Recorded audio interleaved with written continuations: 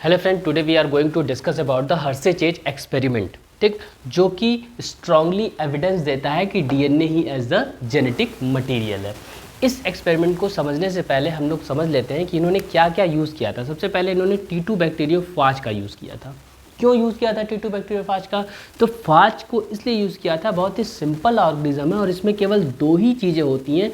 एक तो इसका न्यूक्लिक एसिड, जो कि हमको पता है वो क्या होता है, डीएनए होता है, और दूसरी इसकी कैप्सिड मतलब कि कोट, वो क्या होती है, वो प्रोटीन की बनी होती है। जो चोकल दो ही चीज़ होते हैं, दैट्स वाई इन्होंने ये बैक्टीरियोफाज को चूज़ किया होगा। उसके बाद अब इसके साथ इन्होंने दो रेडियो एक्टिव एलिमेंट का भी यूज़ किया। एक यूज़ किया था उन्होंने सल्फ़र का और दूसरा यूज़ किया था फास्फोरस का। सल्फ़र 35 और phosphorus 32। Sulphur is the constituent of the protein, that's why they use as a sulphur as a radioactive element. Phosphorus is the constituent of the DNA, that's why she used phosphorus as a radioactive element. अब इन्होंने क्या किया, इसको करने के बाद इन्होंने उन दोनों एलिमेंट्स को कैसे यूज़ किया, बहुत ही अच्छे तरीके से यूज़ किया। इन्होंने क्या किया, एक बीकर लिया, उस बीकर में ई कोलाई के कल्चर थे, ई कोलाई को ग्रो कराया और साथ में उसने बैक्टीरियोफाज T2 बैक्टीरियोफाज डाल दिया। और उसी बैक्टीरियोफाज डालने के साथ साथ उन्होंने उसमें P32 labelled radio active labelled phosphorus भी डाल दिया था, ठीक। अब जैसे जैसे ई कोलाई के कल्चर पे बैक्टीरियोफाज ग्रो होने लगा, वैसे वैसे उस बैक्टीरियोफाज में जो फास्फोरस था, फास्फोरस मींस उसका जो डीएनए था, यूटिलाइज करने लगा इस वाले फास्फोरस को, और वो कहीं ना कहीं उसका डीएनए रेडियो एक्टिव हो गया, मतलब फ्लोरिश करने लगा। अब इसका जो बैक्टीरियोफाज है वो रेडियो एक्टिव हो गया, वो भी डीएनए इसका रेडियो एक्टिव हो गया। ये ध्यान रखिएगा, इसका डीएनए जो है, इस बैक्टीरियोफाज का डीएनए रेडियो एक्टिव हो गया।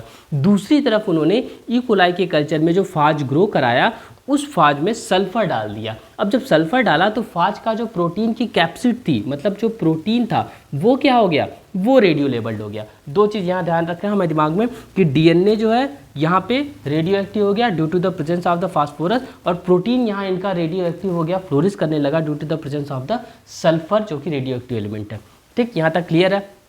अब समझते हैं। अब इन्होंने कुछ नहीं किया, ये दो सिंपल, हर जगह आपको डायग्राम मिल जाएगा ऐसा बना हुआ। इसमें बहुत कंफ्यूजन होता है कि ये है क्या। तो सबसे पहले ये कोई ऐसा नहीं दिखा रहा है, ये कोई साइकिल नहीं दिखा रही है बैक्टीरियोफाज की कि वो इन्फेक्ट कर रहा है, फिर अंदर जाके डुप्लीकेट कर रहा है, फिर जेनेटिक मटेरियल को यूज़ कर रहा है, वो अलग चीज़ है। यहाँ पे जो दिखाया जा रहा है, बहुत सारे बच्चे कंफ्यूज जाते हैं कि ये है क्या। ये तीनों तो एकदम अलग चीज़ है। ये जो पहला स्टेप है, इसको अगर हम देखें, केवल इसको ध्यान दीजिए, तो ये केवल दिखा रहा है इन्फेक्शन। यहाँ पे केवल और केवल इन्फेक्शन हो रहा है। एक एक स्टेप करके पढ़ते हैं। दूसरा जो स्टेप है, इस दूसरे स्टेप में और कुछ नहीं दिखा रहा है, ब्लेंडिंग दिखा रहा है। What is this? ब्लेंडिंग दिखा रहा है कि what is the blending, blending हुआ है यहाँ पे। और तीसरा जो स्टेप है, इन दोनों चीज़ में बात कर रहा हूँ मैं, ठीक। इन तीसरा स्टेप क्या दिखा रहा है, ये है सेंट्रीफ्यूगेशन दिखा रहा है। क्या दिखा रहा है? सेंट्रीफ्यूगेशन। अब सबसे पहले हम इन्फेक्शन, ब्लेंडिंग और सेंट्रीफ्यूगेशन को समझ लेते हैं। तो इन्फेक्शन होता क्या है, इसको मिटा देते हैं। इन्फेक्शन होता क्या है? इन्फेक्शन एक्चुअली होता क्या है, जब कोई भी वायरस पार्टिकल या बैक्टीरियोफाज या T2 बैक्टीरियोफाज जो यहाँ पे हुआ है, वो अगर किसी बैक्टीरिया को, स्पेशली यहाँ पे ई कोलाई लिया गया, जो कि हमारे हर्षे और चेज साहब ने भी लिया था, अल्फ्रेड हर्षे और चेज ने डिस्कवरी की थी 1952 में, ठीक। इन्होंने जो लिया था वो भी ई कोलाई सेल्स लिया था। जब कोई वायरस पार्टिकल बैक्टीरिया पे इन्फेक्ट करता है और अपने जेनेटिक मटेरियल को या अपने किसी सब्सटेंस को, उस समय ये नहीं पता था वहाँ में कि ये जेनेटिक मटेरियल ही ट्रांसफ़र हो रहा है, किसी को इन्फेक्ट करके और अपनी रेप्लिकेट करता है, अपने आप को बस इतना पता था कि रेप्लिकेशन हो रहा है, तो उसको कहते हैं इन्फेक्शन। कहीं ना कहीं वो उसको जाके खा रहा है, किल कर रहा है। दूसरे स्टेप में ब्लेंडिंग। ब्लेंडिंग का मतलब होता है मिला देना, एकदम मिक्स कर देना, ठीक ना, झकझोर देना। जैसे कि जब हम ऑमलेट बनाते हैं तो उसको मिक्स करते हैं, दिस इज अ ब्लेंडिंग। तो ये ब्लेंड किया गया। तीसरे स्टेप में सेंट्रीफ्यूगेशन किया। सेंट्रीफ्यूगेशन एक ऐसी प्रोसेस है जिसमें एक एग्जैक्ट आरपीएम पे, राउंड पर मिनट की स्पीड से किसी चीज़ को चलाया जाता है किसी वाइल में रख के, तो उसमें हैवी मटेरियल जो होता है वो नीचे पैलेट में बैठ जाता है, और जो लाइटर मटेरियल होता है वो सुपरनेटेंट हो जाता है। बस सिंपली ये सेंट्रीफ्यूगेशन है। बाद में कभी हम इसकी चर्चा करेंगे।